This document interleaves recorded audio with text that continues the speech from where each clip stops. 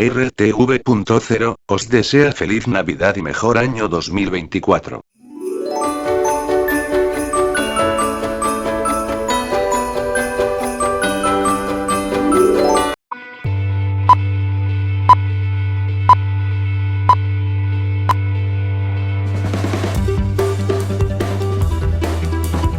Revista Punto Cero. Educación. Grafología 3, parte segunda, herramienta para la autentificación de obras inéditas y anónimas de grandes artistas. Interviene, Carlos Rodríguez Díaz. Preside, Francisco Fiete. Modera, María Teresa Pedraza. Bueno, vamos a empezar ahora ya toca un poco Maite.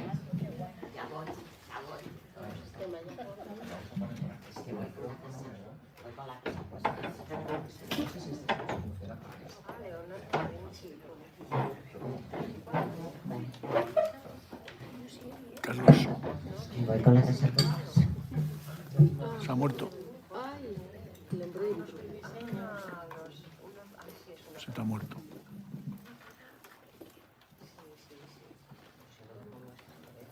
Vaya ahora mismo.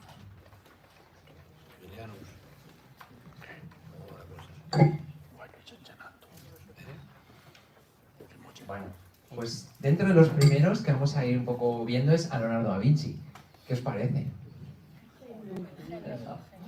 Bueno, yo os diría que los grandes genios que hicieron del arte su forma de vida, como bien dice Carlos, dejaron plasmado en sus obras sus distintas etapas: la felicidad, la angustia, la alegría, la tristeza, la locura. Carlos decía antes que, bueno, pues las musas te pueden venir, si eres escritor me voy a una orilla muy bonita. Tenemos montones de cosas como es, bueno, pues el caso de que en otras épocas el ser escritor tenías que escribir por la noche, el pintor resulta que tenía que tomar la senta famosa. No tiene por qué. O sea, yo creo que para escribir, sí que es cierto que necesitas una cierta calma. Yo no puedo pintar en una habitación normal porque la mancho. Entonces necesitas unos sitios, pero no por eso tienes que ser. Lo que pasa es que tener en cuenta una cosa, y esto sí quiero dejarlo claro ahora que vamos a hablar de artistas. A veces el artista fomenta su propia extravagancia. Erasmo de Rotterdam, ya en el siglo XVI, decía que a más extravagancia, más serás aclamado por el público. Y yo os cuento, una vez yo iba a una exposición con Franco, bueno, un pintor increíble, o sea, muy famoso, muy tal, y yo venía, bueno, pues como voy vestida, pues normal, ¿no? Y entonces me dijo, así no puedes ir. ¿Cómo que no? Bueno, se quita llevaba una boina, se quita la boina, yo que venía de la peluquería, me carga la boina. No, es que tienes que ir como una pintora. ¿Pero por qué? Entonces es como que tenemos que ser mucho más extravagantes y no tiene por qué. Pero muchos artistas famosos padecieron a lo largo de su vida, que eso lo vamos a ver por las letras, muchísimos problemas mentales. O sea, muchos tenían, bueno, pues a veces...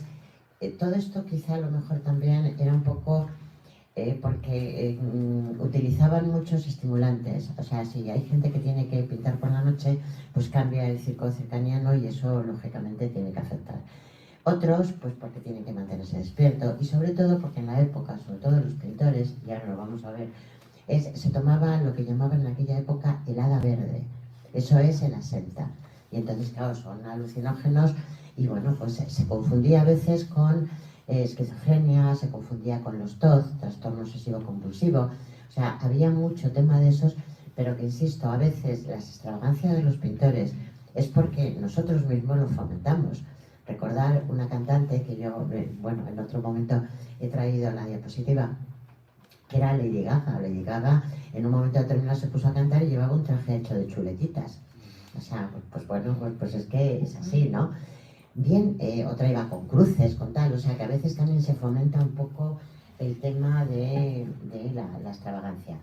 ¿Qué os podemos decir de Leonardo da Vinci? Leonardo da Vinci hoy por hoy es uno de los, bueno, ha pasado la historia, ya sabéis que es florentino, y él era una persona que no solamente era pintor, o sea, se dedicó a pintar, o sea, era médico, escultor, todo lo hacía. Tenía una serie, o sea, utilizaba los dos hemisferios, izquierda, derecha. De hecho, ahí tenéis el hombre del turio.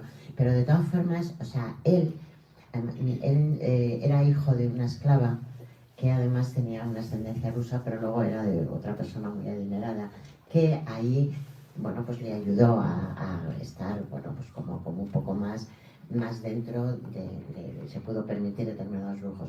Pero él era un visionario, o sea, él se pasó toda su vida trabajando y sobre todo era el mago de la simbología. Aparte de ser un pintor increíble, un todo increíble, todo lo que hacía Leonardo da Vinci siempre lo hacía con una simbología. Tenemos, por ejemplo, La Última Cena. Pues si os dais cuenta, La Última Cena ha sido muy, bueno, comentada por todo. O sea, ¿qué pasa? Que la Magdalena era su amante, era su mujer, no, bueno, iban los dos vestidos igual, no iban vestidos igual, o sea, tenéis una simbología increíble en La Última Cena. Pon la Virgen de las Rocas. No, la Virgen de las Rocas. Esa. Tenéis ahí, por ejemplo... un poco más del micro, no sé, está súper fuerte para mí. ¿Que me separe del micro? O bajar el volumen. No, me separo. Separaría, Hablamos, por ejemplo, de la Virgen de las Rocas. La Virgen de las Rocas es increíble, es un cuadro increíble, o sea, pero todo en él escondió una simbología, que es lo que yo quería llegar a contaros. Hizo dos cuadros de la misma tema, hizo dos. ¿Por qué dos? Unos cuentan que, bueno, que es que en un momento determinado la Virgen la había puesto más atrás, luego resulta que no, hizo dos cuadros, uno porque en aquella época no había dinero, este cuadro se los encargaron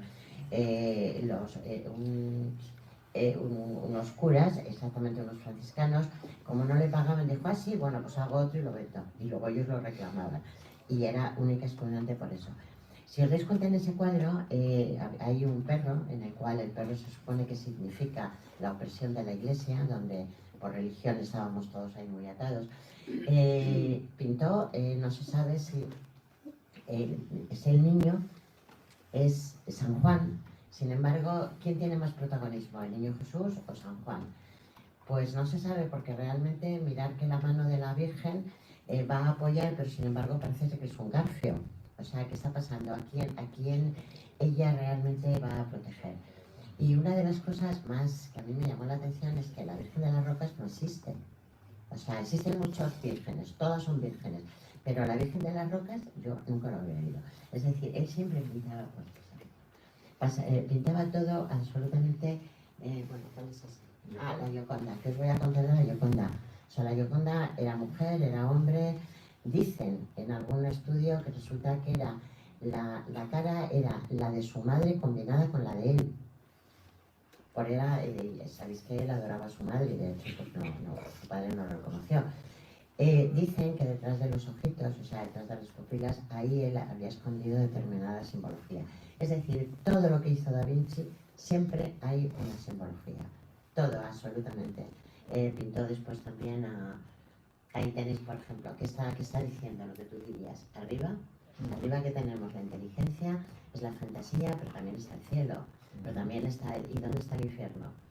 O sea, es que todo es Leonardo. Por eso quizá Leonardo ha pasado la historia y pasará como uno de los grandes genios. Ahora, imaginaros qué es lo que tiene... ¿Cuál es la firma de Leonardo? ¿Tú qué nos dirías de Leonardo? Pues muy complejo, muy complejo. Lo primero porque hay que retroceder mucho tiempo atrás, claro. 5 siglos pues tiene lo suyo, ¿no? Para ver los útiles, lo que es el soporte, todo ha variado, ¿no? Pero ¿qué os parece esta letra? ¿La entendéis? Lo primero que ocurre que es que hay que retroceder y bueno, pues va así, ¿no? Pero, fijaos, la he ampliado un poquito. Exacto, ¿qué está ocurriendo, no? Pues una de las cosas curiosas que tenía Leonardo da Vinci, y lo vais a ver en su propia firma, es que escribía al revés. Y es un gran misterio porque esto ocurría, ¿no? Hay muchas teorías.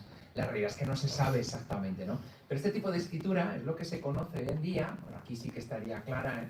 Esta está delante de un espejo, ¿vale? Pues está un espejo, entonces se puede leer. Pero que está como rara realizada, ¿no? Hay una especie de movimiento que no entendemos bien, ¿eh? Bueno, pues está cogida desde un espejo y ahí es donde se traduce y se va viendo Leonardo, ¿no?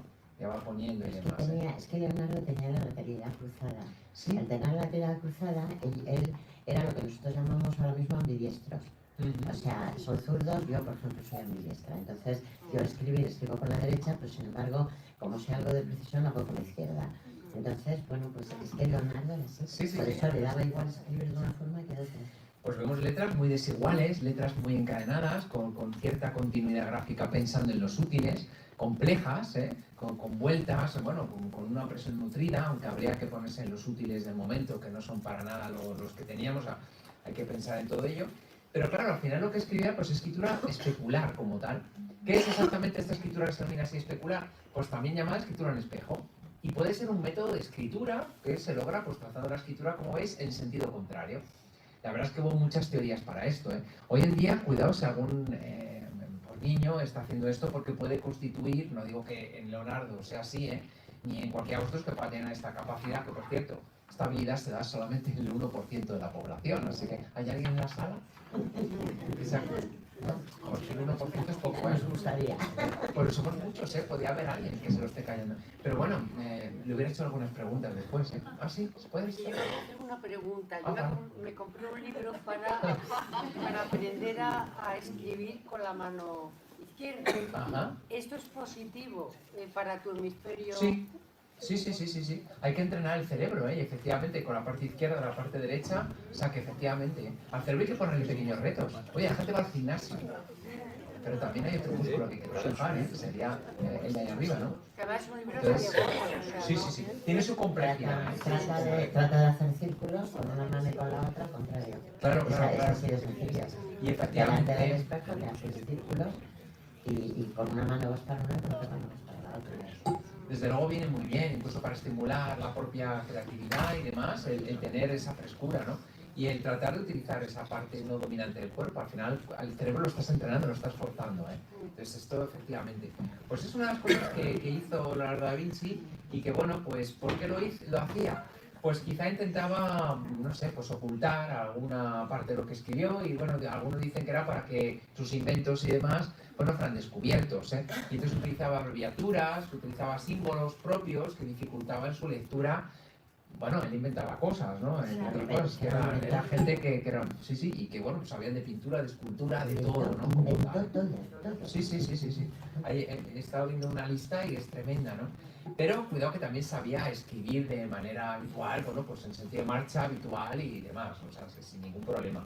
Pero es verdad que, bueno, la escritura que tenemos, pues es una escritura bastante singular, que fijaos, llega a tener tanta parte superior como inferior. Y es que es alguien que desarrollaba tanto la parte intelectual como el manos a la obra, el ejecutarlo.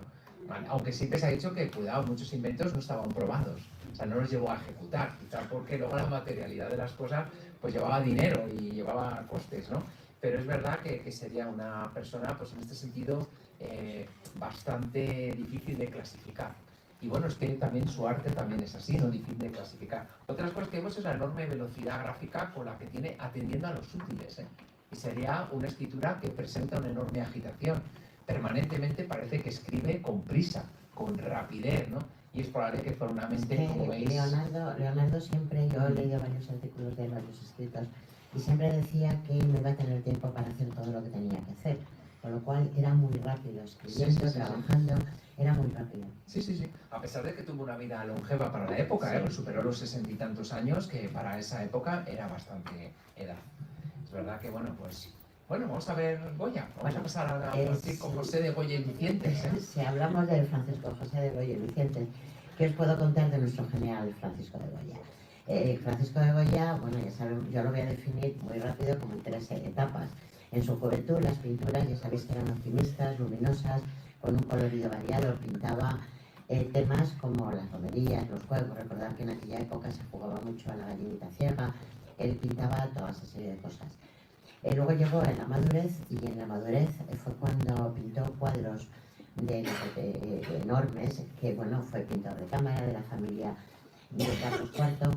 Y eran todos los temas religiosos y sociales, y sobre todo de la realeza. También es verdad que cuando dicen, bueno, es que no era pintor de cámara, sí, bueno, pues que en aquel momento el dinero solo lo tenía la realeza y la iglesia. Entonces, quien quería vivir, pues tendría que... Pero él, lo hacía así. También es cierto que Goya, a lo largo de su vida, y no podemos hablar mucho de él, pero bueno, a lo largo de su vida, él fue una vida muy atormentada. Era una persona muy huraña, una persona muy inteligente. O sea, era un hombre de los un ilustrado. Que muchas veces cuando empezamos a leer la historia decimos, ¿realmente qué es un hombre ilustrado? Pues un hombre ilustrado es que además él estaba trabajando todo el día. Le persiguió hasta la Inquisición. O sea, fue un hombre perseguido, se tuvo que ir al exilio. Luego ya en su vejez, como todos sabéis, yo lo defino que tenía el síndrome de las Ts. Estaba desencantado, desilusionado, desalmado, todo lo que era Des. Él se desilusionó por todo, se decepcionó de todo y realmente se escondió en su casa en la Quinta del Sordo y además empezó a tener problemas de sordera, con lo cual eso era un aislamiento social. Él se quedó allí y pintó, bueno, ya os imagináis las famosas pinturas negras, que luego hubo bastante problema con su hijo que quiso venderlas, en fin. Pero todo en él era grande, era ilustrado. Pero sin embargo, claro, su carácter era muy complicado. Eso se ve gráficamente, además. Y claro, eso se Sí, ve. sí, sí, sí. Enséñame pone algún. Sí, bueno, he puesto por aquí la maja de Sí, bueno, Judas, la maja sí, bueno, eso tiene mucha gracia porque él tuvo problemas, ya te digo, incluso con la Inquisición. Sobre las paredes de su casa puso eso. Tener en cuenta que tenemos que mirar nosotros ahora con los ojos del siglo XXI en el siglo de Goya. Entonces hay esos temas fantasmagóricos de brujería, de violencia. Recordar que era la España de la época del principio del siglo XIX. Ahí quedó retratada absolutamente toda su horrible, esa vertiente que teníamos. Pero curiosamente, pon la maja, sí, bueno. Curiosamente, sí, bueno, es igual. Curiosamente, este cuadro que es, bueno, de Goya ha sido todos los cuadros famosos porque, bueno, bendito sea Dios. Pero de ese cuadro, la famosa maja desnuda, la maja vestida, todo el mundo lo conoce mundialmente, ¿no? Y sin embargo, todo el mundo piensa que es la duquesa de Alba. Pues no, no es la duquesa de Alba. Es exactamente Pepita Tudó. Esta mujer era una mujer muy avanzada, era una mujer muy, bueno, en aquel momento decían dicharachera, no, era una mujer muy independiente y muy avanzada para su edad. Entonces, tuvo mucha, bueno, su vida era de una forma diferente y posó para Goya desnuda y posó vestida. En aquella época esto era, bueno, como dato curioso os diré que bueno, Pepita tuvo mucha, y de hecho hay grandes libros, grandes artículos, o sea, sobre todo de su historia, donde curiosamente mandó muchísimo porque era la amante de Godoy. Y en aquel momento sabéis que Godoy, bueno, pues tenía absolutamente todo el poder. Curioso, como dato curioso, sabéis que una de las reinas de Palma, ella, cuando murió, le dejó heredero. Toda su fortuna se la dejó a Godoy. Pero curiosamente, Godoy estaba medio embargado y estaba medio, bueno, escondido porque se la tenía jurada Fernando VII. Y ella fue la que cogió toda la herencia. Toda. Luego tuvo una vida muy longeva para la época, murió casi con 90 años. Curiosamente pone la historia que porque se comió unas torrijas y bueno, era un tema que yo. También dicen que se cayó con un brasero tal. Pero el caso es que tuvo una vida muy longeva, que se quedó con la herencia de la reina y María Luisa de Palma. Y sí, además pone, y murió por unas torrijas. No sé yo cómo comiendo unas torrijas se puede morir la gente. Pero fijaros qué vida más intensa. Y era lo que yo, bueno, pues al mismo tiempo quería ponerse aquí. Quiero decir que, por ejemplo, realmente el que había sido la duquesa de Alba, o sea, esto lo había fomentado Goya, no nos engañéis. O sea, Goya tuvo una historia con la duquesa de Alba. De hecho, hay no sé dónde lo leí, que cuando se dejó esa relación, ella, en honor a él, en lugar de darse coloretes, se pintaba la cara con pinturas de óleo, imagínate. Y él, hay un cuadro, yo no lo he visto, lo que sí he visto ha sido, bueno, una vez lo vi, que no recuerdo ni dónde, él la pintó en una actitud, pues como peinándose, ya sabéis que en aquella época, pues los viejos estaban en la orden. O sea, un poco, pues en plan, porque Goya tenía mucho carácter y era muy rencoroso.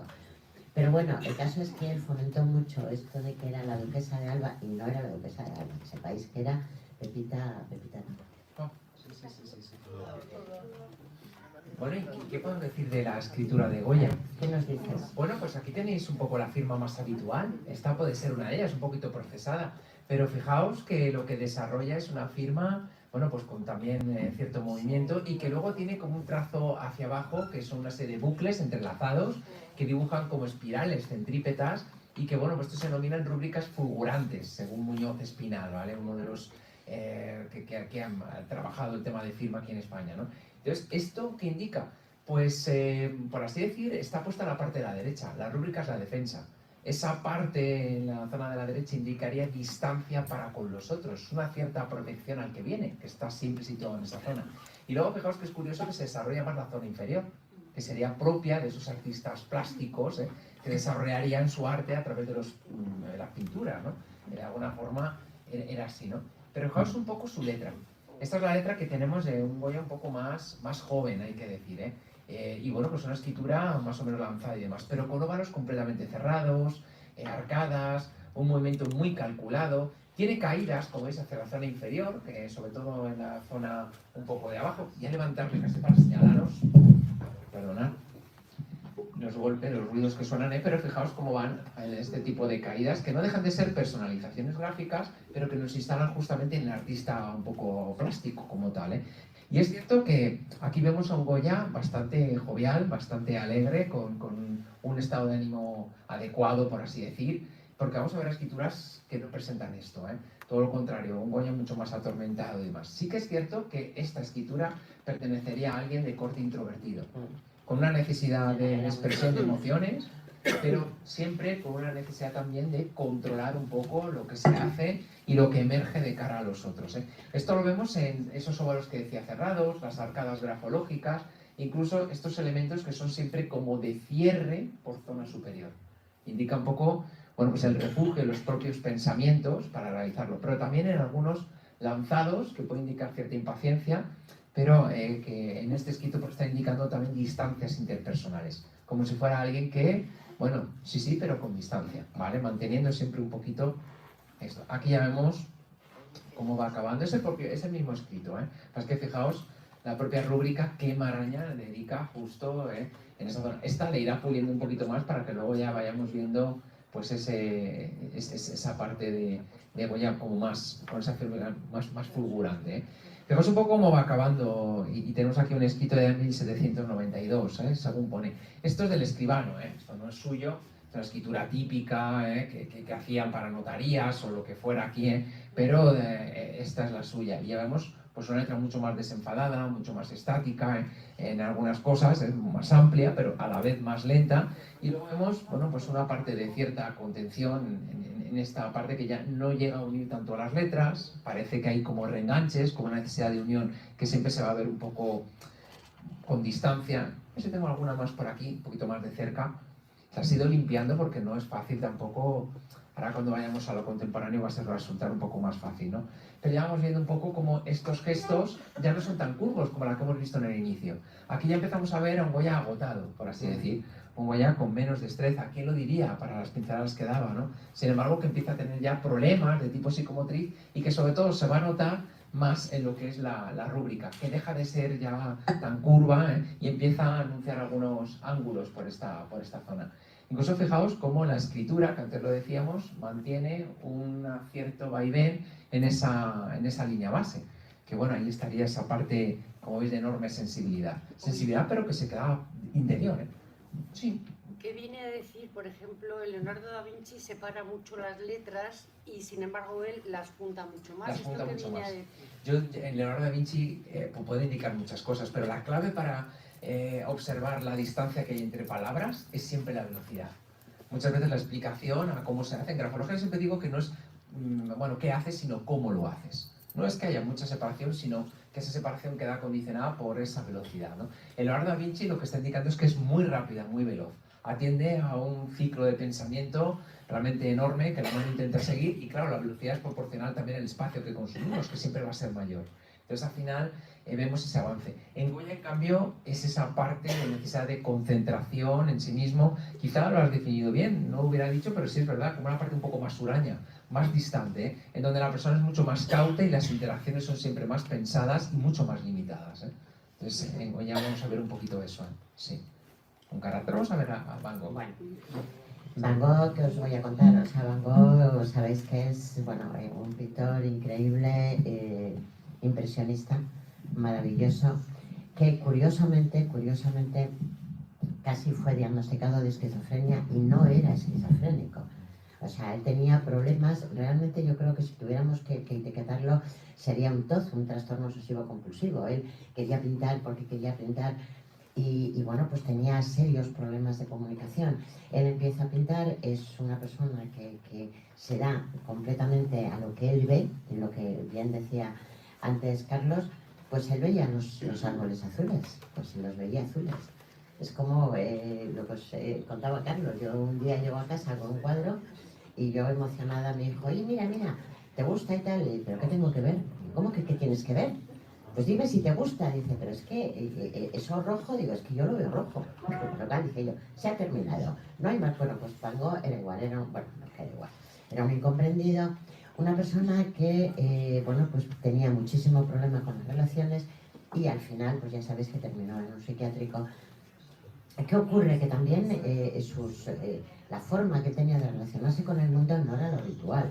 Si a una persona que tiene una serie de problemas psíquicos, porque los tenía, y además pues muy más que neurótico, bueno, una serie de... Él, tomaba senta, pero es que para él la senta era como nosotros podemos tomar un té.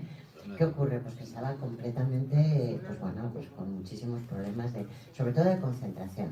Curiosamente, imaginaros una persona que no vendió un cuadro en su vida. El único cuadro que vendió fue a su hermano Teo. Y sin embargo, mirar hoy como lo de los girasoles. Hay una historia que a mí me impresionó mucho de él, cuando dicen que en un momento determinado se corta la oreja. Eso en el fondo no fue así. Él tenía una relación, no sé si de amistad, más que amistad, o llegaba a ser otra cosa, con otro de los pintores franceses, con Goethe. Bueno, pues él estuvo viviendo mucho tiempo con Goethe, cuenta la historia que tuvo una discusión gordísima y en esa discusión pues la oreja desapareció. Todo se tapó porque, bueno, pues no se podía saber que a lo mejor tenía esa relación y pasó que, bueno, él se había cortado la oreja. Curiosamente, dicen que la envolvió en un papel y se la mandó, como, bueno, pues como el que manda una caja de bombones, a una prostituta que se llamaba Raquel, que era con la que estaba. Ya, yo me imagino a la pobre Raquel recibiendo una oreja. Pero eso es un hecho. Y el tema de Van Gogh es que pintaba constantemente. También es verdad que él, cuando las pinturas no es como ahora que va así como quiero azul celeste, quiero amarillo cadmio. No, ellos lo tenían que hacer. Y todo eso también ellos mismos estaban, pues a través de la piel y tal, era un poco de intoxicación. Pero lo que es cierto es que llevó una vida muy atormentada, y yo diría que hay un libro que a mí me gustó mucho, que son las cartas que escribía a su hermano Teo desde el psiquiátrico, y eso verdaderamente a mí me produjo muchísima tristeza y además como mucha ternura por un personaje de este tipo. Pero lo que es cierto es que a lo mejor si este tipo de pintores, si Goya en su última época no hubiera sido tan huraño, o no hubiera sido tan ilustrado, no hubiera sido Van Gogh, no hubiera sido tan, con estos determinados problemas, pues no hubiéramos tenido estas obras. Claro, o sea, es que hay veces que verdaderamente es así. Y la firma de Van Gogh es increíble. Sí. Bueno, aquí tenemos una firma manuscrita, como veis, ¿qué os transmite esto? ¿Qué veis? Es un Van Gogh joven aquí, ¿eh? Bueno, ya sabéis que no llegó a los 40 años, o sea, que murió joven. Como nerviosísimo. Sí, de hecho es una firma, bueno, fijaos, está muy deshecha, ¿no? Todo esto que nos está poniendo aquí no sabéis qué es. Pero bueno, efectivamente es una cierta agitación, ¿eh? Y es que no se sabe bien qué le ocurrió. Yo creo que algún trastorno, algún tipo de disociación pudo tener, incluso se habla de la propia esquizofrenia, de psicosis, pero también trastornos de tipo afectivo, maníaco-depresivos, con los que se pasaba en diferentes etapas. La realidad es que ver un poco su escritura es ir viendo la cantidad y alteraciones que presenta por todos los lados. O sea, es realmente llamativo, ¿no? Entonces, bueno, pues tengo por aquí unas firmas. Fijaos que luego es curioso, pero cuando escribe vamos a ver una agitación tremenda, ¿eh? Sin embargo, cuando pinta y cuando hace sus firmas, vemos cómo hay bastante estabilidad. Es como si la persona estuviera mucho más estable cuando es capaz, por así decir, de pintar, de realizar algo. Y bueno, la firma es quizá lo último que se pone cuando uno termina el cuadro, ¿no? Mientras lo estás elaborando, bueno, pues vas pintando y demás, ¿eh? Pero bueno, pues lo último que se pone es esa firma para así declarar esa autoría como tal. Y vamos viendo, bueno, pues diferentes momentos, podría haber traído más, pero hay una cierta estabilidad, ¿eh? Sí que es cierto que diréis, bueno, está pintando con un pincel, no es lo mismo, eso es verdad, pero bueno, pues sí que es cierto que hay una enorme estabilidad que luego gráficamente pues no encontramos, y fijaos la cantidad de firmas que bueno, pues tenemos, y como bueno, pues en algunas vemos esa agitación, rapidez, como habéis dicho, pero hay otras que mantienen letras desunidas. Es decir, es curioso cómo se observa fallos en la continuidad, hasta el punto de que esto pondría en jaque a cualquier calígrafo, ¿eh? Menos mal que muchas veces a cualquier experto en escritura para su autentificación y demás. Menos mal que luego en los cuadros es bastante estable, como veis, ¿eh? Quizá como un canalizador de sus propias batallas, sus propios fantasmas, que era alguien, bueno, pues probablemente con algunos desarreglos afectivos que le pudiera conducir pues a algún diagnóstico esquizoafectivo o algo de esto casi con total seguridad.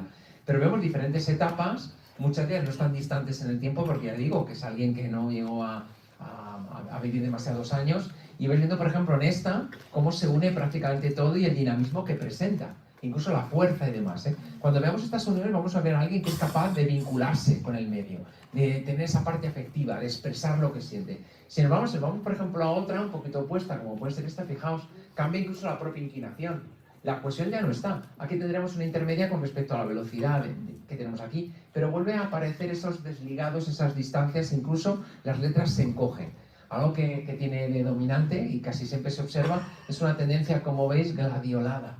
¿Veis? Esto significa gladiolado, ensiforme, porque tiene como forma de espada.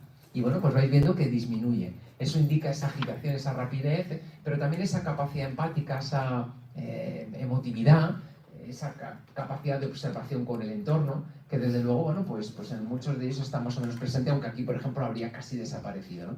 Es curioso porque ver la firma de Van Gogh con estos enormes cambios, pues no es lo habitual. La escritura es lo más estable que tenemos. O sea, perdón, la firma, ¿qué decir? La firma es lo más estable que tenemos, es lo que reproducimos. Incluso cuando estemos enfermos, por el proceso de automatismo que tenemos, va a ser lo último que se degrade, lo último que desaparezca. Va a ser siempre mucho más estable. Sin embargo, en los escritos, pues vemos una enorme agitación. Aquí tenemos uno y vais viendo un poco cómo, bueno, pues no está mal, está bastante bien canalizado. Parece que dibujó esto, luego puso este tipo de carta, que esto creo que estaba dirigido a Gauguin, que tuvo pues sus más y sus menos, como unas ideas un poco extrañas. Pero vamos viendo a alguien que, bueno, pues va canalizando y, bueno, tiene, como veis, unos ejes que van variando un poquito, que indican esa cierta inestabilidad emocional. Incluso vais viendo que, bueno, pues la organización que tiene es curiosa, ¿no? Aprovecha mucho el papel, pero hay enorme desorden.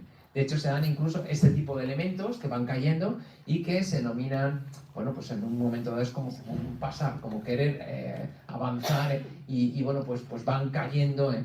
Entonces, bueno, pues es curioso que se amplió otra, creo que es parte de la anterior, y vais viendo un poquito cómo estos se denominan colas de zorro, iba a decir, que se van como cayendo, como buscando espacio, pero contribuyen al desorden gráfico que se pueda tener y esa cierta agitación y tal. Sí, Carlos, ten en cuenta que él aglutinaba toda la escritura porque toda esta parte, él estaba en un psiquiátrico, y entonces su hermano Teo, le tenía que llevar absolutamente todo. O sea, él le pedía en las cartas, por favor, tráeme papel, tráeme esta encima, tráeme... O sea, claro, sí, para poder un poco... no tenía absolutamente nada. Era una carencia total de afectividad y de todo. O sea, era un hombre, claro, rápido. Mira los cielos que pintaba. O sea, era carente. 20. Sin embargo, en toda su pintura y demás se observan rasgos psicóticos. Sí, Toda esa claro, parte psicótico. rota, toda esa parte como tal, se observa, ¿no? Toda esa parte disgregada. Incluso los propios girasoles como marchitos o como secos. Resulta un poco extraño. Y ya que te pones a pintar algo que esté un poco en condición, pero transmite esa parte, ¿no? Esa languidez, como esa parte un poco, como veis, de no caer, incluso no darse ni cuenta, ¿no? Y continuar con algo que a todos nos parecería un poco más absurdo, ¿no? Cambias el girasol y lo pones el más parecido, pero lo pones lúcido, ¿no? Como marchito y demás. Bueno, son esas cosas que incluso encabrarían esa parte un poco depresiva y demás.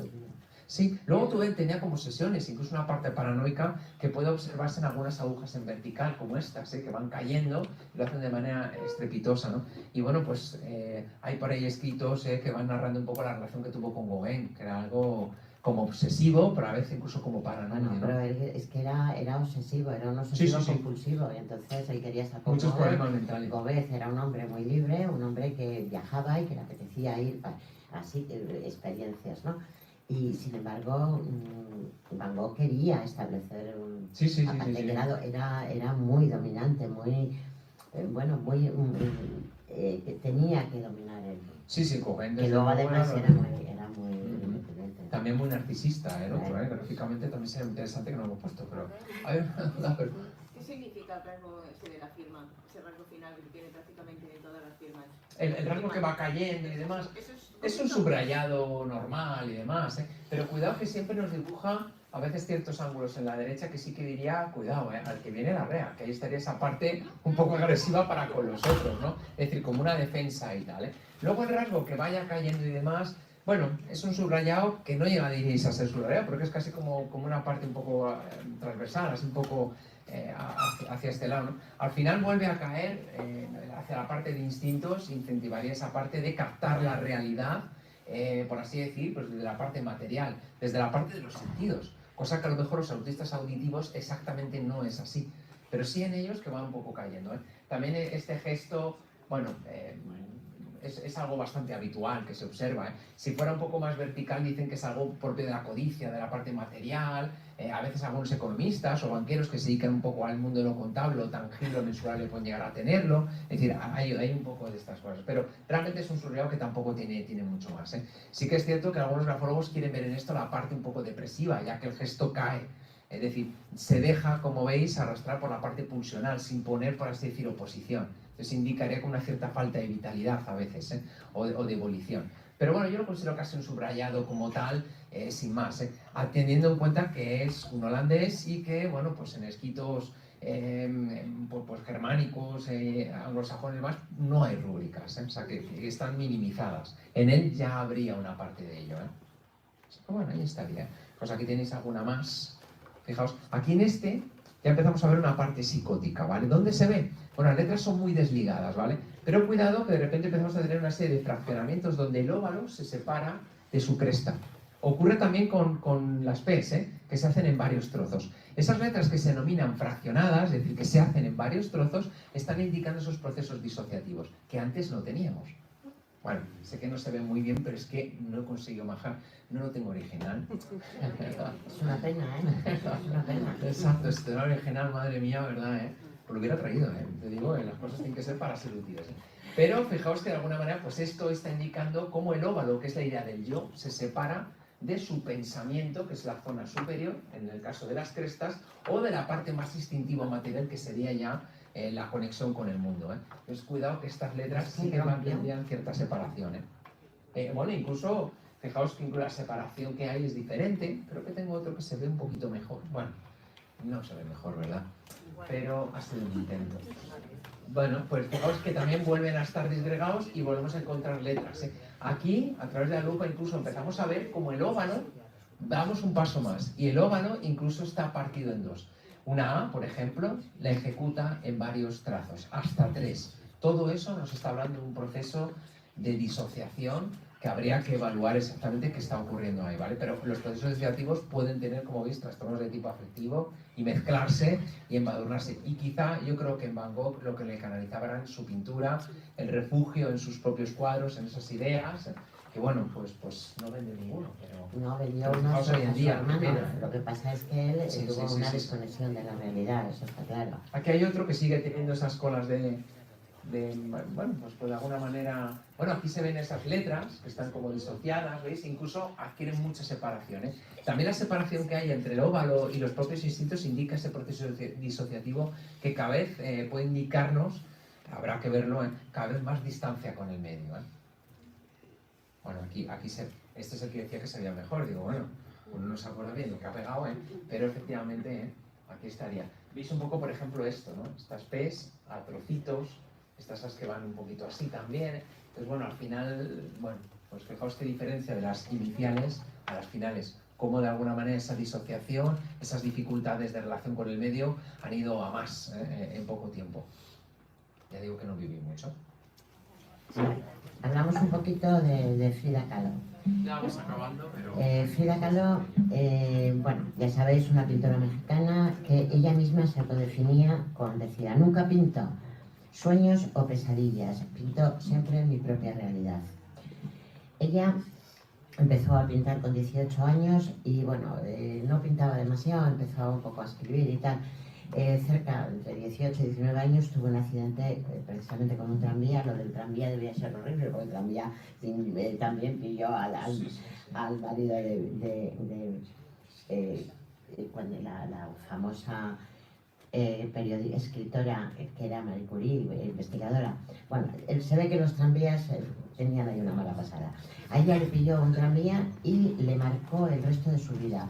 En ese momento era una mujer sana, era una mujer feliz, era una mujer que estaba iniciando su vida y sin embargo aquí tuvo un trauma tan terrible porque tuvo muchísimos problemas a la hora de recuperarse. Le hicieron exactamente 32 operaciones.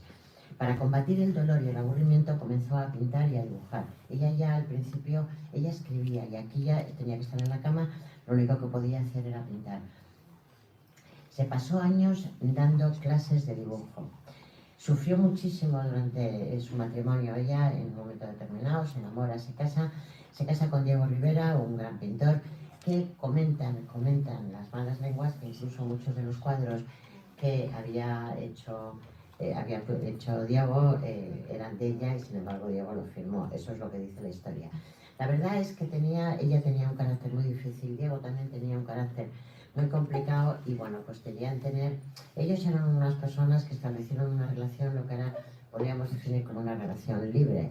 Cada uno iba a su aire y hacían lo que le apetecía. Ella se quedó muy cogidita en su casita rosa y cuenta la historia que incluso fue algo que Frida no logró superar, fue cuando el marido se quedó con su hermana. Hombre, yo creo que hay muchas mujeres, no para irse con la hermana, digo yo, bueno, pues se fue con la hermana. Eso es algo que a ella le dejó muy marcada. Ella también tuvo sus amoríos, sus temas, cuentan también que en un momento determinado era muy amiga incluso de Chabela Vargas. O sea, debió de ser, bueno, yo no juzgo, pero bueno, ella debió de estar ahí. Ella tenía problemas en la pelvis y debido a ese accidente tenía la pelvis fracturada por 3 sitios. Esto le impidió que no podía tener hijos, con lo cual ella, su gran pasión era ser madre y es que era imposible. En el último año de su vida fue totalmente demencial, fue un infierno. Le amputaron la pierna por debajo de la rodilla, tenía gangrena.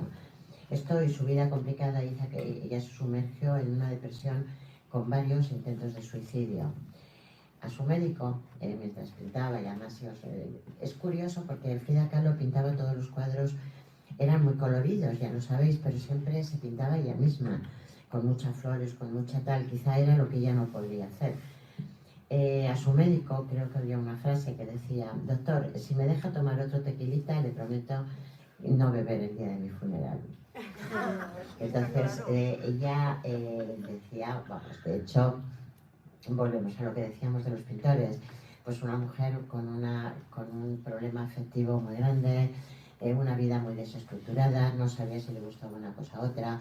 Ella decía que era una mujer muy libre y sin embargo era una mujer que luego sufría muchísimo porque realmente ella quería tener una serie de afinidad y sobre todo una dependencia que no podía tenerla porque nadie se la daba. Así también quizá, bueno, pues bebía, utilizaba sustancias, es decir, bueno, el caso es que en su casita rosa ella nos dio una cantidad de cuadros increíbles, una obra fantástica. Y ella sí que en un momento determinado la diagnosticaron de esquizofrenia. Puede ser porque tenía muchos altibajos y sobre todo mucha alteración de la conducta y de la personalidad. Las últimas palabras escritas, que ella hacía un diario y escribía sus cositas, y bueno, pues las últimas palabras en el diario fueron: espero alegre la salida y espero no volver jamás. Ella lo que quería era marcharse porque no podía soportar, sobre todo, el dolor. Y a veces Tengo una nota también, manuscrita, ¿eh? claro, Vamos a es ver. que también a veces el dolor en un ser humano, y esto lo digo yo porque yo a veces, bueno, estuve muchos años trabajando en psiquiatría y combinaba con oftalmología, y eso veías que había pacientes que, claro, el dolor físico tiene una farmacología, tú recetas y punto. El dolor psíquico también lo puedes, bueno, lo palias dando pues a base de diazepam, ¿no? O alopurol. Yo me acuerdo que decían, bueno, es que el aloperidol, bueno, no había otra forma, pero sin embargo, ¿cómo curamos el dolor del alma? Sí, sí, sí, sí. Y ella tenía dolor del alma. Desde luego yo en Frida veo que quizá fue el pintar el canalizador de lo que le ocurrió, o sea, cómo salir de esto, ¿no? Al final ella siempre fue una niña enferma, porque nació con poliomielitis, ¿verdad? Sí, tengo polio. Esto hizo que tuviera una serie de problemas de circulación, que arrastrara unos problemas en la pierna, que una era más grande que la otra y cosas así, ¿no? Pero es que remata el asunto el accidente del tranvía que comentabas, que ya la deja en una cama.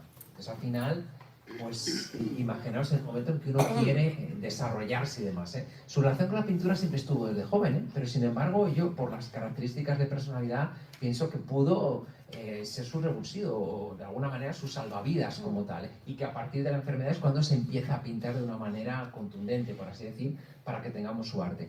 Esta es su escritura, un poco, como veis, es un poco naif la letra, ¿no? Un poquito infantil, ¿lo veis?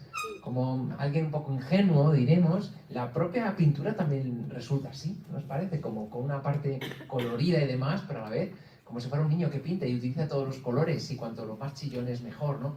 Como alguna especie de estimulación sensorial y demás, porque era lo que le faltaba, esa inactividad que tenía, como tal. La verdad que en la escritura yo veo rasgos de mucha ingenuidad, de alguien que puede ser fácilmente presa de la dependencia, precisamente por esa parte ingenua, por esa parte de necesitar estar pues con otro, por así decir, para dirigir la propia vida, y necesita siempre ese contacto que vaya dirigiendo con el otro. Aquí tenemos un poco las firmas que hay en los cuadros, como veis, ¿eh? Pero fijaos un poco la postal que ella manta, y que, bueno, pues ahí tenéis sus características gráficas. Fijaos que es una escritura bastante convencional, tampoco está llena de gestos tipo, ni nada de esto, ¿eh? En un momento en que ella, bueno, pues está en 1940, ¿eh? Ya empieza a tener, Diego dice que acabará el fresco el día, bueno, ya está con Diego Rivera, ya tiene sus más y sus menos, pero vemos una escritura de alguien también bastante introvertido, metido dentro de sí, con esa parte un poco, como ves, ingenua, ¿no? Es verdad que tiene luego sus gestos tipo, ¿no? Por así decir, fijaos estos gestos que vuelven a ser esas arcadas que prácticamente vamos a dibujar y que ya las hemos visto en los anteriores, pero luego, bueno, un dato interesante son esas barras de té que cruzan muy altas y que como gesto tipo y como una parte rápida de análisis veremos que hay esa parte impositiva, donde en un momento dado ella también va imponiendo aquello que quiere o que desea, ¿no? Incluso, bueno, pues a veces esas dobles barras de té que parecen tener, con esos lazos y tal, indica una enorme fuerza de voluntad, ¿eh? Sin embargo, que le está costando. Muchas de esas barras de té quedan con esta parte arqueada, en otros escritos quizás un poquito más evidente, y vemos como es alguien que le cuesta. Pese a todo, fijaos esa dirección más o menos ascendente que va teniendo, ¿no? O sea, que va sacando esas fuerzas de flaqueza, ¿no? Cuando, fijaos, si os dais cuenta aquí, los últimos renglones van cayendo. Pues cuidado, la dirección manifiesta suele indicarnos una cierta ascendencia, pero rápidamente vemos que justo en la parte más inconsciente, que es esa parte derecha, van cayendo, ¿eh? Incluso por aquí también vemos algunos imbricados descendentes. ¿Veis que por aquí la letra se nos hunde y va cayendo? De nuevo vamos viendo esa fluctuación, ¿eh? Pero algunos imbricados descendentes que hacen que, bueno, pues veamos que se está sacando fuerzas de flaqueza, que se está sacando, bueno, pues esa parte de voluntad para transmitir un estado de ánimo mucho más positivo del que realmente se está sintiendo internamente. Me parece interesantísimo analizar a Frida desde el punto de vista emocional, Es verdad que desde el punto de vista de la personalidad podía ser alguien un poco más convencional en un momento dado, ¿no? Por esa parte de cierta ingenuidad, que luego, bueno, pues su arte, cuidado, empezó a destacar por ese lado, ¿no? Fijaos esta escritura, ¿veis parte de lo mismo? ¿Veis que es una escritura que tampoco es excesivamente singular, ¿no? Sí es verdad que aquí veis que hay mucha separación, y aquí la separación enorme entre palabras, con esta velocidad que tampoco es mucho, está transmitiéndonos angustia. Esto es lo que se llaman los pasillos o cuchillos, que son esta especie de bueno, pues separaciones más o menos amplias. El escrito tampoco es que sea muy amplio, pero vamos viendo que va coincidiendo. Bien, esto, sin una velocidad excesiva, está indicando angustia. La persona se halla en una situación de cierto bloqueo emocional, donde la expresión queda muy limitada en ella misma. Veis incluso las enormes separaciones raras que hay, incluso causan como blancos, ¿no? Esto puede casi tratarse de lapsos de cohesión que también se ven incluso entre algunas palabras y tal, un poco para que veáis. Pues emocionalmente difícil, pero también lo tuvo muy difícil personalmente. Esto empezamos a ver algunos escritos cuando ya empieza a haber una afectación psicomotriz importante ya al final de su vida. Y vais viendo cómo le va costando, cómo va tachando, cómo hay una parte, incluso fijaos un poco el contenido emocional, te estás matando, ¿no? O sea, fijaos un poco toda esa parte emocional, esas broncas que tenía con el propio Diego, ¿no? Todas estas agitaciones, y bueno, ella misma verse postrada sin capacidad de reacción sobre el medio, ¿no? Sin embargo, fijaos, pese a esa cierta ingenuidad que decíamos, fijaos que es sobresaliente la parte de voluntad, ¿no? Que cómo sobresale todo ello. Hay algo curioso que se discute en estas Ds, que tienen esas arcadas altas y que son las que decía que son esas unidades particularmente altas que nos hablan de personas realmente inteligentes, con esa lógica superior y demás. Quiero poneros un poco, bueno, aquí hay otro, también fijaos cómo va un poco cayendo, cómo va dedicándole a Diego, con Diego, bueno, va un poco teniendo una cierta deformación gráfica porque ella ya está postrada y con cierta dificultad, y va un poco ahí. Pero fijaos en esta, que es la que ha citado antes, esta es su nota ya de despedida. Detrás de esto ya no va a haber más, ella dice: espero alegre la salida y espero no volver jamás. Bueno, pues fijaos un poco cómo queda esto, qué alteración. Aquí se observa esa alteración emocional, y si esto fuera una nota para así decir suicidio, sería absolutamente compatible con lo que ha sucedido, ¿no? Porque hay unas alteraciones emocionales enormes que se observan, como veis, sobre todo en el propio tamaño. Empezamos más grande, más pequeño, más grande, más pequeño, con una enorme agitación, enormes ángulos, pero que a la vez hay una parte de curva. Estas combinaciones de curvas y ángulos indican cómo pasar de un extremo a otro, ¿no? La parte emocional, pero sin embargo la parte de contención. Bueno, realmente es complejo su análisis, pero resulta interesante, ¿no? Ver un poco también cómo en las letras pasan de estar aquí a grandes saltos que revelan esa parte de agitación mental y emocional, Vamos a continuar ya de los últimos. Es que tengo Dalí. que Ya es tarde, ¿verdad? no, hacemos Dalí Y ya estamos, sí. Tener en cuenta que Frida Kahlo toda su vida fue... Dalí, perdón, ya nos queda Dalí. Ya. Fue una vida atormentada, pero una vida realmente tuvo problemas de psicomotricidad, pero también tuvo problemas mentales. A diferencia de Salvador Dalí. Salvador Dalí de loco no tenía nada en absoluto. Él se hacía el loco, que era totalmente diferente. O sea, Salvador Dalí, un genio que pertenece al mundo, que hoy la reverencia y ama al ver una y otra vez sus obras. Hombre provocador, escandaloso, histriónico, cuya frase él tenía y era: mi fórmula de vida es hacer que los demás acepten como caso natural los excesos de mi personalidad y descargarme de mis angustias, cuando creo una especie de participación colectiva. Ese era el lema de su vida. Dependiente, con un amor enfermizo, porque tenía un amor enfermizo hacia Gala, de la que decía: Gala es una diosa, exige el no de mi vida, de mi arte, de mis sueños. Los acontecimientos más importantes que puede sucederle a un pintor son dos: ser español, que en este momento esto es muy importante, en el momento que estamos viviendo, y ser español y llamarse Gala. Él se ponía el nombre de Gala primero, Gala Salvador Dalí. Ambas cosas me han pasado a mí y estoy destinado a salvar la pintura del caos y de la pereza. Dalí, pintor surrealista con tendencias al narcisismo y la megalomanía, cuyo objeto era atraer la atención pública. Sabéis que su infancia no fue nada buena, porque él tuvo un hermano y entonces Y bueno, pues cuando muere a él le pone el mismo nombre que el hermano, y no solamente eso, sino que el padre le llevaba al cementerio y decía, mira, y claro, él veía ahí el nombre suyo, o sea que, de hecho, bueno, hay un tema que ya sabéis, cuando él no quería saber absolutamente nada de su padre.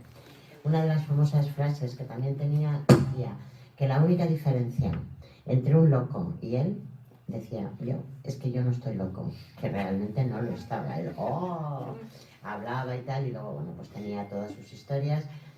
Y bueno, pues utilizó mucho los fetiches, como la langosta, que ya sabéis que la langosta en psicología y en psiquiatría es fuente de fobia.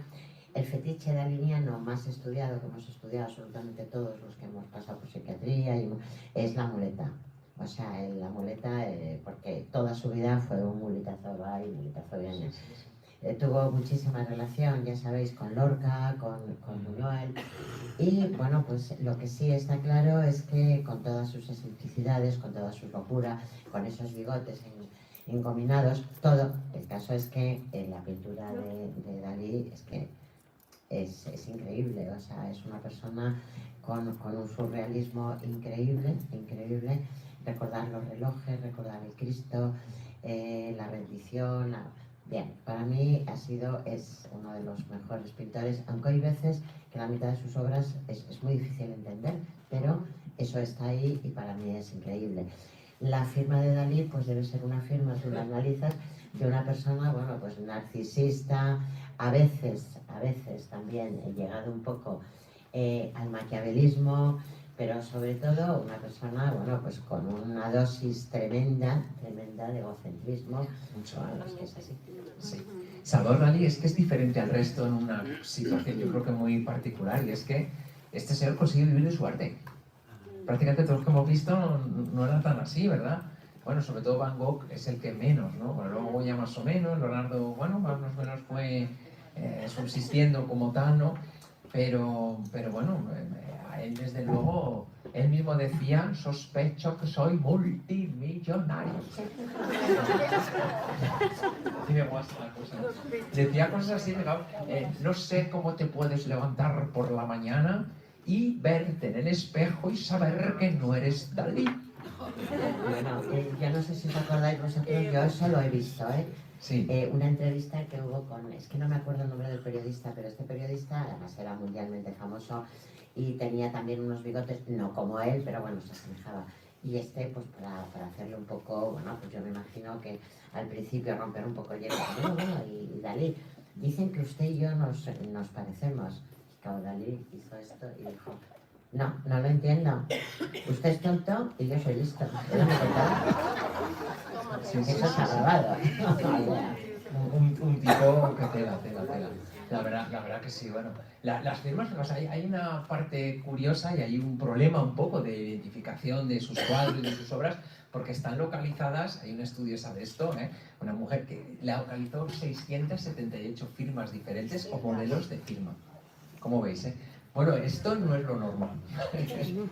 Yo espero que tengáis unas cuantas firmas y depende del rol que ocupéis, pues utilices una u otra. ¿Qué firmas un contrato? Pues la firma extensa. ¿Que estás en el trabajo? Una firma rapidita que se llama avisé. ¿Que estás en la parte cordial? Pues una firma cordial. Pero lo que vemos aquí pues es sus diferentes etapas, su diferente manera de sentir, todo está muy alterado y a lo largo de su vida tuvo muchísimas firmas. Él empezó siendo una persona bastante comedida, sin embargo, todo eso, bueno, quizá todo ese callar, todo ese tipo de cosas, de situación donde uno no habla y demás, y en esa casa donde efectivamente está suplantando pues el papel del hijo muerto, por así decir, pues todo eso bueno, pues va de alguna manera afectando a la persona y al final, bueno, pues explota y necesita esa parte de expresividad. Bueno, la verdad es que, como vemos, a mí me encanta esas expresiones que tienen relieve, como veis, esos claroscuros que indican esa parte de liderazgo, esa necesidad de destacar, también esa parte de donde la persona puede hablarnos de esas impresiones que le devuelve el medio, esa ocupación del espacio brillante, todas esas expresiones que están, bueno, que se denominan trazos plenos cuando están más cargados de tinta y trazos que son los más finitos, bueno, pues esos plenos y perfiles al final van dando lugar un poco a estos relieves que indican esa personalidad como tal, Es verdad que dibuja como coronas porque él denominada profundamente monárquico, pero en sus diferentes firmas, fijaos, esta es una de las más comedidas, iniciales, como veis, y luego de aquí ya va pasando a estas, y luego de repente pues nos quedan. Los últimos modelos que tenemos son estos. La verdad es que él va pues haciendo estos. En los que tiene un cierto misterio, ¿vale? Tiene una parte, fijaos, en todo, pero aquí podéis leer varias cosas, ¿no? Fijaos, luego mirar las pinceladas tan rápidas, el movimiento que esto se observa, a pesar de estar estático el gesto, pero transmite un movimiento, un dinamismo tremendo, ¿no? Fijaos, esto qué raro es, ya con las coronas, con mucha filigrana, muy recargada como la propia personalidad. Se habla de narcisismo, pero yo diría también que hay una parte histriónica, una parte muy teatrera, muy dramática y que necesita para atraer el entorno, ¿no? No es lo mismo, porque fijaos, aunque los dos tengan una posición de llamada de atención, el histriónico lo que quiere, por así decir, es que le quieras. Está demandando una parte de afecto. Y sin embargo, el narciso lo que quiere es tener tu control, dominarte. Fijaos qué extremos más. Pero en él estaría una mezcla, yo diría una parte más bien histriónica. Lo que llamamos histriónico, que no es incompatible con una parte un poco narcisa, ¿vale? Para compensar posibles carencias que tuvo, y que hasta los 20 años era una persona y luego empezó a despuntar siendo otra y tal, En la anterior imagen justo, sí. la I está acentuado de arriba abajo en la tilde. Sí. Esto es un gesto que parece hacer así, efectivamente, ¿no? Como... Sí, por los pinceles la parte más finita va a ser siempre la salida, los escapes. Los escapes son como acerados, rápidos, se denomina así, puntos de fuga o acerados, y son esos finales y efectivamente da. Pero él lo hace un poco aposta, porque él trabaja con la velocidad y con la propia rozamiento, ¿no? Con la propia fuerza. Entonces al final va dejando que aquí empape un poco más y luego va levantando y lo va haciendo más rápido para que se estire el propio gesto, ¿no? Y van quedando de esta manera, Pero fijaos qué curioso el asunto, ¿no? Cómo va un poco moviéndose absolutamente todo, va haciendo... Bueno, fijaos un poco aquí. Hay una cosa que no os dais cuenta, pero fijaos, era un dibujante buenísimo. A él le gustaba ponerse esos bigotes que se estiraba así, pero ¿sabéis por qué? Porque él imitaba mucho a Velázquez, a él le encantaba. Y él decía que era pues un admirador profundo de Velázquez, considerado el mejor dibujante del mundo, quizá él sea el segundo, ¿no? Pero la realidad es que se pone esos bigotes para imitar a Velázquez. Algo que se observa, fijaos, es que en todas las firmas que estáis viendo se puede leer Dalí, pero también puedes decir Gala. Esto, fijaos cómo él va haciendo este tipo de gestos, y aquí tenéis a Gala y Dalí. Bueno, crearon esta marca, ¿no? En ese momento, de esa manera, Dalí, Gala, Gala y Dalí. Y en todo eso, pues, si tenéis un poco una parte abstracta, podéis ir viendo como aquí se ve esa G de Gala como tal, Dalí, y va un poco mezclándose, y bueno, pues se fusiona como tal, Fijaos que tenemos aquí una carta de un Dalí un poco más joven, y fijaos que la escritura, bueno, fijaos, es tremendamente adornada, es siempre muy barroco, todo en él es bastante sofisticado, ¿no? Donde sobre todo van a destacar las mayúsculas. Es importante que veáis esas mayúsculas en la firma, porque las grandes dimensiones de la propia mayúscula y con esos adornos indica la importancia capital que se concede a sí mismo. De enorme relevancia en el texto, pero más aún siempre en la firma, que habla de ese propio yo. Y aquí vemos un yo alto, grande, como veis siempre. Aquí en realidad no es tanto la altura, como veis es un Dalí más discreto porque es más joven y todavía hay más vergüenzas y más cosas, pero fijaos que no se definiría como alguien simple, ¿no? Juega con unas vueltas, unas caligrafías que ya quisiéramos realizarlas hoy en día. ¿Seréis capaces de hacer esto así tan...? No. Pero es que es Dalí también, ¿verdad? Ese dibujante también que tratas es así como trípida, ¿no? Tiene varios infinitos en la D, 8. Sí, esto. Bueno, este tipo de cosas en realidad está imitando un poco un tiempo pasado, Él mira como un poco para atrás, para ese siglo de oro y demás, Donde podemos ya encontrar, ¿verdad? Toda esa parte, ¿no? Porque todo esto, fijaos cómo va haciendo estas volutas que recuerdan otro tiempo. O sea, uno ve esta escritura y, bueno, pues en paleografía parece que estás en varios siglos, ¿no? O sea que, como veis, fijaos un poco la evolución de la letra, pasado el tiempo, y fijaos que deformación absoluta, permitiéndose hacer lo que le da la gana, como veis, con una enorme puesta, ¿no?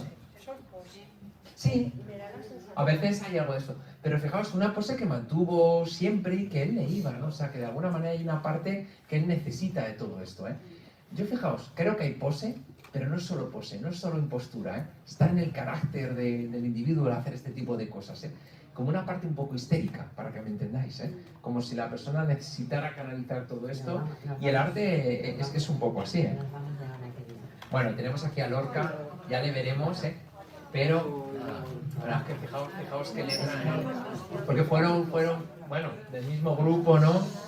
Incluso en un momento dado hubo una parte de romance, ¿verdad? Yo creo que otro día hacemos los escritores, porque vamos fatal de tiempo y tenemos que ir terminando, pero bueno, que sepáis que además haremos escritores, haremos sobre todo mujeres científicas, porque bueno, la parte de Lorca, bueno, ya sabéis que él estaba en la residencia de estudiantes y ahí es donde, bueno, Einstein y Marie Curie estuvieron allí, o sea, sí.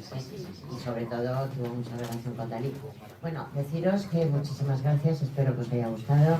Siento lo de las sillas, yo no sé si la IKEA y dar una puerta, pero es que no podemos hacer otra cosa. Y bueno, si queréis dejarnos el correo y bueno, pues el próximo día os lo enviamos o todas esas cosas. Si queréis, y si no, pues bueno, como Carlos tiene... Si queréis decirnos qué otras cosas queréis, además de la grafología, decírnoslo también. De todas formas, somos muy democráticos. Bueno, vosotros me lo vais diciendo. Pues nada, nos acabamos con un aplauso, ¿no?